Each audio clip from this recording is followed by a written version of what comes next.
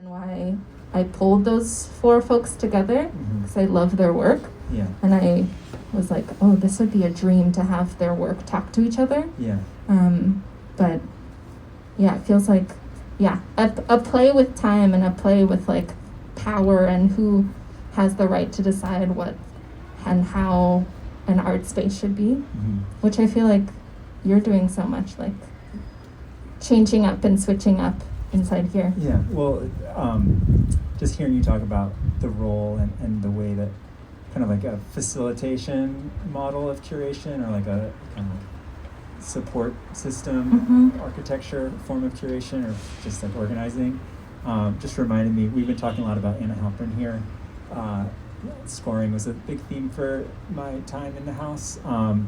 And of course, recently with Anna's passing, she's just been on the brain, but she talks a lot about the difference in her mind between a piece of choreography versus a piece like a score, whereas a piece of choreography is telling you which movements to do, telling a dancer which movements to do, whereas a score kind of like offers a set of parameters and resources for your body to then interpret, kind of use those kind of parameters to like express your own movement. So she's like gravitated towards that scoring model, which I think makes a lot of sense with what you're describing.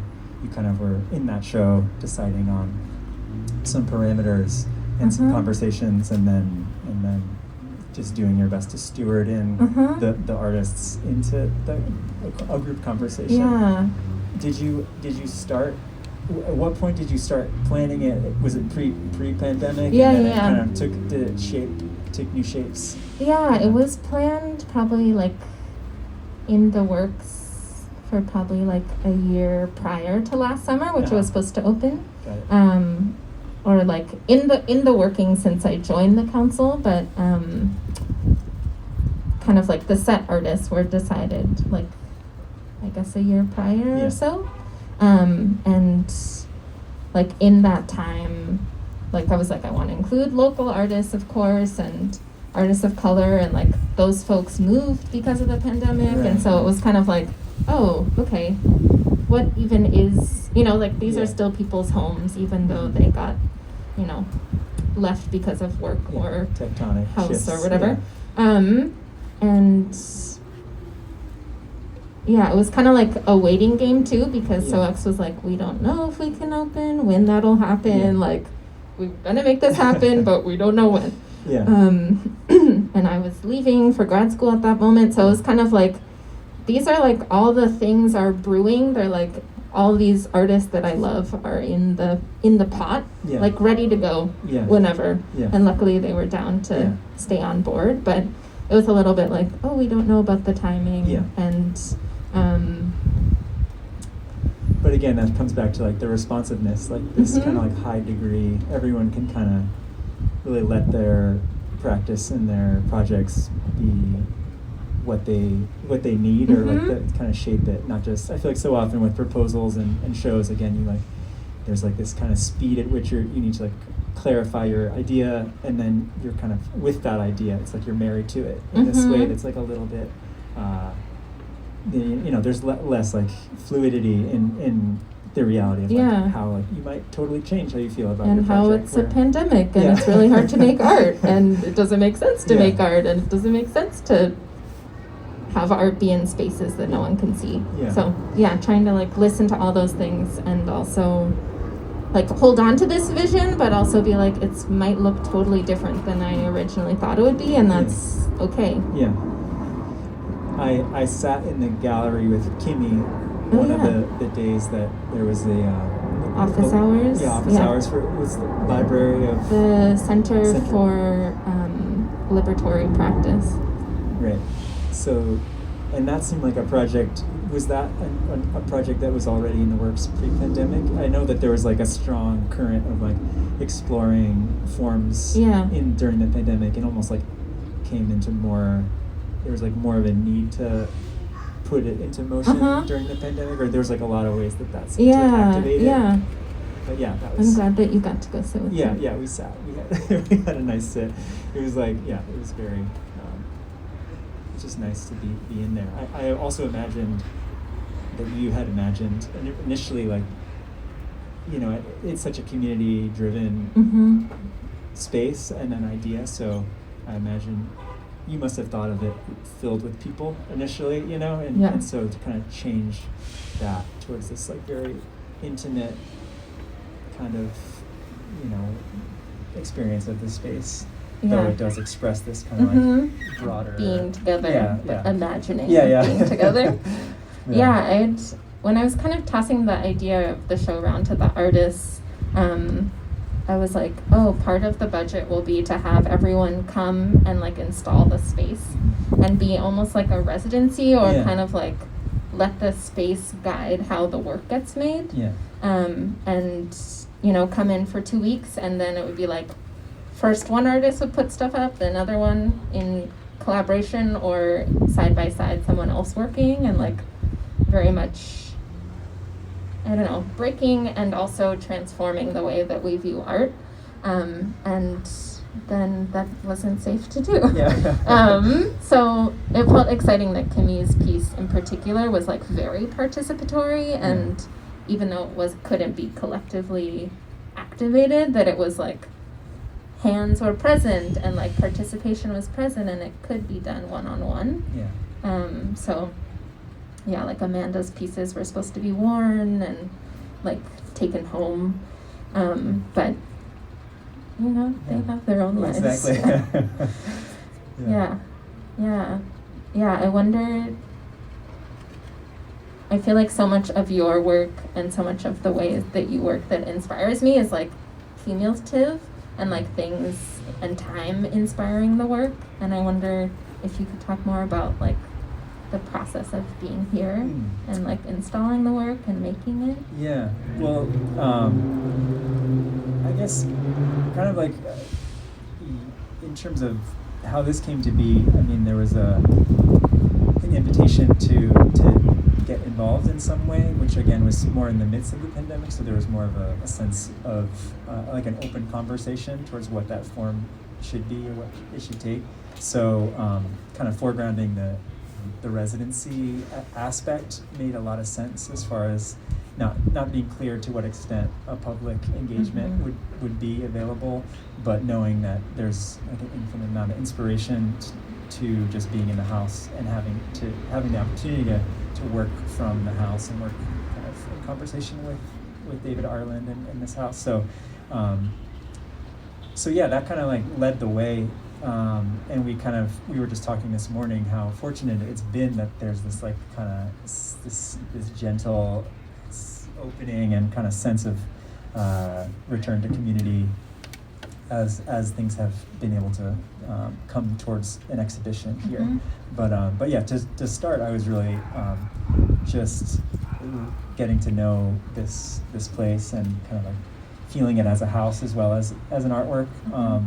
So just running around, taking my shoes off, like getting to like be in here at different times of day, and just notice how the light plays on the surfaces of the house, and kind of giving myself some different exercises and scores to kind of absorb what the space offers. So I also had thought it would be nice to return to an idea I had done a few years ago when I did the Sika show, which was a series of outdoor installations, and in kind of reorienting some public space towards being able to receive a person, like a visitor, led by a map. And I was thinking about how that is actually it's an ideal form for this time, where there's the commons of public space is like something that we really need to, it's that much more essential, and also self-guided engagement is really important too. Knowing that it doesn't make sense to like prioritize like gathering, but that gathering can also take place like over time with repetitive individual experiences. So kind of just creating a space that people can visit on their own time, based on their own comfort. Opt-in kind of initiative. If you feel up for a walk, here's a walk. So I was kind of thinking about that, and thinking about revisiting that as a way of understanding this house in context of the neighborhood. So my time kind of became like moving from inside or above, like on the roof of the house towards like the neighborhood, and kind of like searching out these potential little zones to develop. So yeah, it also feels like, I don't know, gathering, which we're doing here, which is very weird, is like not safe and doable. I mean, now more so, but I love that there's like these ways for people to go and like get something else out of the show, like maybe on their own or like with a neighbor or a loved one or something that doesn't mean that they only come here to get the work. Yeah, exactly. It's more just like an opportunity to like put your antenna up out in the world and just kind of be just taking in public space. And I think David Ireland's work and how he works into the house, like, you know, embracing like a crack in the wall, or, you know, these little details that are just inherent to a material, but kind of celebrating them. I think that there's a lot that can translate into like how you look at everything around you, and in certainly like walking through the neighborhood and appreciating like textures and surfaces, and that's like a real, it's like a blossoming kind of approach, like an eye-opening approach. So, but yeah, I was thinking about, you know, we were just talking a little bit about how we both appreciate just our kind of like collaboration in our work, and like the opportunity to kind of extend an opportunity or extend an invitation. You know, if you receive an invitation, it's like you can also be like a channel towards other people kind of like getting involved, and so that's something that we share as like a point of excitement and inspiration. And you know, I think you see it, of course, in like how you've been describing this show, and for me it was very fun to have these sites as these opportunity to invite people to make recordings and to leave things behind for people to find, and have these little intimate sessions of meeting a musician or a poet or someone to kind of come and sit with and leave their piece on the set show. Yeah, it feels definitely like inviting and like letting the like community or the viewer or the artist like lead, and then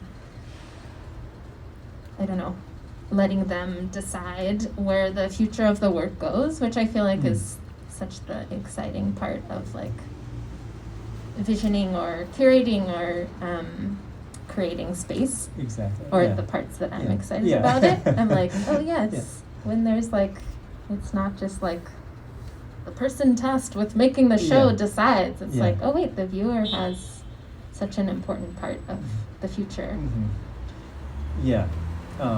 Do you feel like that's, I mean, that, can you like trace back that instinct in you? Is it like just something that's always been, or was there a point at which you kind of like wanted to instigate and like organize, or kind of like, you know, the Nook Gallery clearly is like has like a long history for you of like thinking of ways to host and share your space and pass the keys over to someone, but I mean, like creating community and like safe spaces and making art have always like lived hand in hand in my work, and so I don't know, it feels like the moments when they're able to like share table space, you know, and like that's the exciting part. I'm like, oh, art being like a meal, or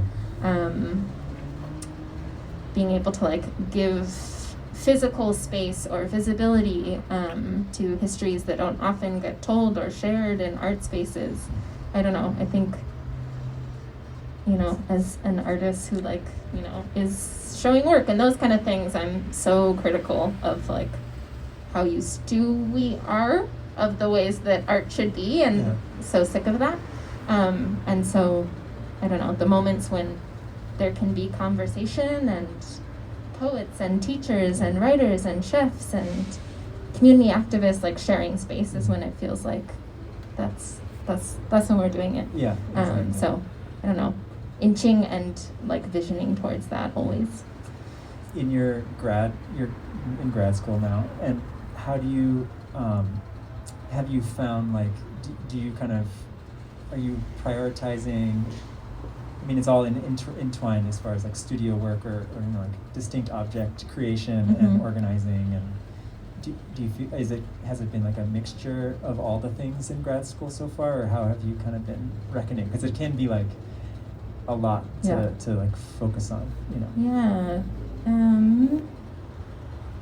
It's been a lot of like solo work, which is interesting. I feel like I'm very like, my practice in the Bay was very like public facing, which I loved, and like inviting people into my home for the gallery space or all of that. But I don't know, I feel like being able to like write a lot about my work and do a lot of more research to then have the like tools to go back out, especially at a moment where I was like moving to the South for the first time, and like just my like safety and visibility was very different and is very different there. And so like, maybe taking that as like an invitation to be like, I'm gonna do this work and quietly, slowly move through things. And then like have that to then go out into the public. Totally. So yeah, it's interesting. I was like, haven't done any performance work in a year, but it feels good too. I'm like, I needed to get away to. Yeah, I think for me, there's usually like natural ebbing and flowing of like projects that put me in like extreme solitary space, and then projects that put me in extreme like collaborative space. But they tend to need each other, or like you kind of like I think of it as like refilling your well. You kind of need the like solitary. Need to sit on the roof to then do this to get again. back into like support mode or just like collaborative mode, which is usually like energy's going. It's like moving all around, but it can be like it can be really also tiring and then take a lot of energy to be like in the mix of like organizing. Do you feel like you need that like solo practice and like rituals to go back to in order to like do the more community-based work that I know you from? I definitely feel that way. Yeah, I feel I can like tell when there's like one, I like have swung too far in one direction, like or the other. I think that they tend to like have pretty just need to keep those in balance. But yeah, for me, like walking and being out in that kind of more drawing practice side of things, that tends to be like what kind of brings some like focus and again just gives me some like a good foundation for then like being able to be in conversation with people and organizing in different ways. But yeah, I like to have a mixture. I definitely have had times like organizing the possible at the Berkeley Art Museum was definitely a time where it was like a couple of years of swinging extremely hard into like the organizing and swinging very hard into like that facilitating side. And that was like kind of like running a festival for like 5 months. Like every day was like unexpected amounts of things that are being planned and happening, and trying to like be a good steward for the museum staff who are just trying to do their job, and there's like inevitably like 30 people showing up with like materials and like ready to start their project that I didn't know about. Yeah, exactly. So lobby. I felt that was like, my brain actually like when people talk about their brains frying, like it actually can happen. And I felt that like little like bit of like, oh wow, you don't take care of yourself, that kind of like check in. So that's why they trust you so much, maybe at the museum or not. Yeah, exactly. Question you. Depends on who you ask. Yeah. No, it's true, but I felt that trust is such a key part of all organizing, and especially within an institution, where there's just a lot of different dynamics. So to like try and do the kind of preserve the opportunity for the artists involved to like do their work in the most like authentic way with the least amount of like kind of confusion, which usually like is a lot of confusion and kind of like institution space, just in terms of like bureaucracy and logistics.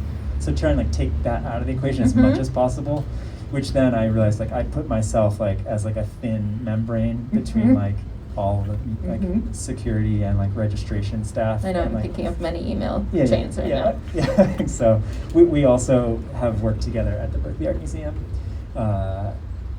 both as guest artists, so like kind of like as this kind of like funny in between liminal kind of like crew of people, which is really kind of sweet because there's like a sense of like elasticity and permission that we got to occupy. But yeah, so that's one of the ways we've gotten to be close and work together. But yeah, are there what's the I mean, again, I know you've been in Richmond, Virginia during the pandemic, so your sense of like the museum space and how that functions and is probably, you know, not fully, you kind of don't have as, but yeah, what is your sense of that like landscape? art spaces Yeah. there? Yeah, what's it like? Yeah, I mean, there's the Institute of Contemporary Art through VCU, which is like connected to my school kind of loosely, and has been open since I've been there, like with masks and appointments, and it's a cool, I mean, I don't know the complications of that institution, but is like free and accessible and is like specifically trying to work with like folks of color born and raised in Richmond, and an amazing new curator, Amber Silva, there, and so I don't know, it seems like it's cool to like be a visitor and kind of just like see what's going on and like not have connections in the ways that I do here, and just I don't know, it's definitely like, I think moving, and I'm like always trying to like prioritize the like artist run spaces in the community that like don't get the grant funding, or like where are the like queer artists hanging out. I don't know, that's been really great to have like a lens, which I think I don't know, I've been thinking about in terms of this show and just like the work that we do in the community and with artists, like what is our like viewfinder, or what is our like lens to understanding a city, and it's like definitely art is up there, but also like understanding and learning about like Black radical history in the South is also like maybe higher than the art thing, because it's like, who needs the art? Like there's actually big things that we're fighting for. So yeah, I don't know, I'm like peering into the institutions, and also because I'm like in grad school, I'm like sick of the institutions, so I'm like, I need to go to the other places. Absolutely, Yeah. Do you guys have a final, what's coming up at Southern Exposure as part of the show? There's not a final thing. Yeah. It's just, there. People going there. Part of thinking about like making a show during a pandemic was also the like accessibility and fact that like a lot of people who are no longer here like probably won't be able to see it. So when you go to the show, or you can sign up via the website, but to get kind of like I'm calling it a stack, which is the publication that accompanies the exhibition, and kind of like layers that all the artists provided to understand their work, maybe in new ways or ways that they're talking about with the work in the show. So I don't know, it's continual. That feels exciting. It's like, that's how it seems. It seems like each person's project is like going to continue to unravel, and hopefully like you said, putting people in conversation with each other. I imagine that they'll like inform, there's like going to be new collaborations popping out of this. I got my stack in the mail. Which I really appreciate. Cool. We at the NPFA we produced a lot of mail together that we got sent out. So it's sweet to see those traditions. Continuing in but we both made mailers for I know, our I was like, show. I got the mail for this show. Yeah. Just pen Like pals. lots of yeah. rain attached to Yeah. it. Mm-hmm. Yeah. Yeah, it feels like there's, I don't know, a way of like staying connected. Yeah. No matter what, and no matter like, I don't know, shifting the way that we are around and in art spaces too. Like Yeah. maybe receiving this in the mail is just It's as its much. own, Yeah. exactly. Yeah, unto itself. Yeah, absolutely.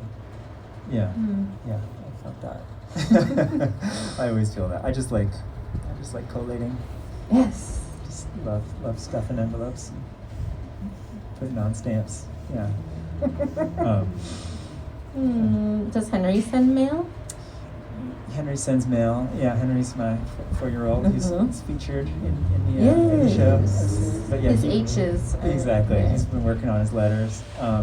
Yeah, I mean, mail is a magical thing, and it's kind of nice to remember that as like an adult. But I think it's for a kid, it's like very clear. It's like you like draw something and like put it in this thing, put the sticker on it, and like this person will come and take it and like put it in like on a boat or a plane or and like then like your grandma will call you and say thanks for the letter. So yeah, it's cool.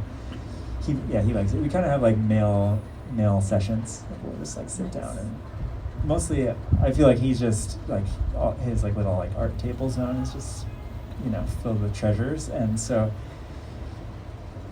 as like someone who likes to like archive and keep things like it's hard to like let stuff go, so it feels a lot better to like put it in an envelope and like give it to someone else to deal with, and like you keep this or not, but like I just want to like pump it out there. So yeah, we do a lot of that, or else I would just have like folders and folders, and I don't need to I hoard. recently gave my half sibling who's 8 like a mail demo. I was like, look out for this blue box. It looks like this. Yeah. Put this thing in there with a stamp on there. Yeah. And she was like, yes, I'm ready. I've seen those. I've wondered what those are. Yeah. That's amazing. Yeah, we did, I think through the Berkeley Art Museum, or maybe it was through something else, but we had put out an invitation for like a mail exchange through, I think it was middle schools, but it might have been high schools. I think it was high schools actually. And there was this one class that the teacher, did a demonstration, and a lot of kids didn't know how to do it, and they ended up writing all the, they switched where you put the primary mailing address and the return address. Yes. So they all sent themselves the mail, like just learning curves. Yeah. So, but that's cool too. You can mail yourself a letter. Yeah, but that's something always good. Yeah. Is there anything else you want to talk about? Thanks for being my fake landlord. Yeah, good. Yeah, I got some mail to give from a credit card offer that got sent to my house for Lukaza, so we can talk about that after if you want help filling it out. Yeah. But yeah, it's just a treat. We were just saying how sweet it is to be able to have an excuse and an occasion to sit with each other and have a chat, even yeah, I know. We this didn't way. plan that our shows would share a street. No, exactly. And then it happened. And Leon was like, oh yeah, heart to heart is happening. Yeah. It's like, yes, Yeah. this is the dream. Yeah. May all artist talks be catch-ups Yeah, too. exactly. Well, I miss you, and it's wonderful getting to see you here and to share a street for a little bit. Yeah, I know. I'm so in awe with this show. Oh, thank you. Likewise. Yeah. Well, we all have time to visit both spaces for a little while. So. Yeah. Thank you. Yeah. Heart. Yeah. I'm not sure. Oh, there's the. Hi, Instagram. Mom. Yeah. I see. Yeah. Okay.